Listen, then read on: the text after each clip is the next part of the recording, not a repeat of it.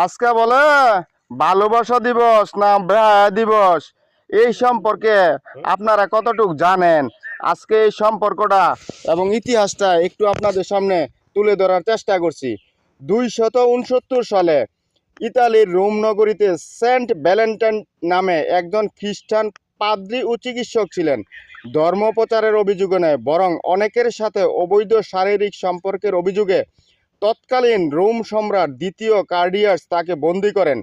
কারণ রোমান সাম্রাজ্যে খ্রিস্টান ধর্মপ্রচার নিষিদ্ধ ছিল আর নৈতিকতার অবক্ষয় রোধ করা প্রয়োজন ছিল। বন্দী অবস্থায় তিনি জনৈক কারারক্ষীর দৃষ্টিহীন মেয়েকে চিকিৎসার মাধ্যমে সুস্থ করে তোলেন। এর পেছনে কালো সত্যি আরও ভয়াবহ। সেই অন্ধ মেয়েকেও উনি অবৈধ সম্পর্ক ছাড়া ছাড়েন না।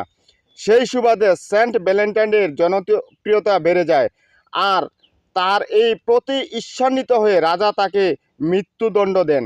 সেই দিন 14ই ফেব্রুয়ারি ছিল।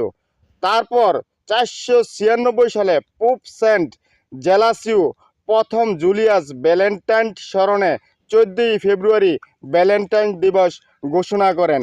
কিন্তু আজ আমাদের বাংলাদেশের কি অবস্থা, আপনারা কমেন্টে একটু জানিয়ে যাবেন।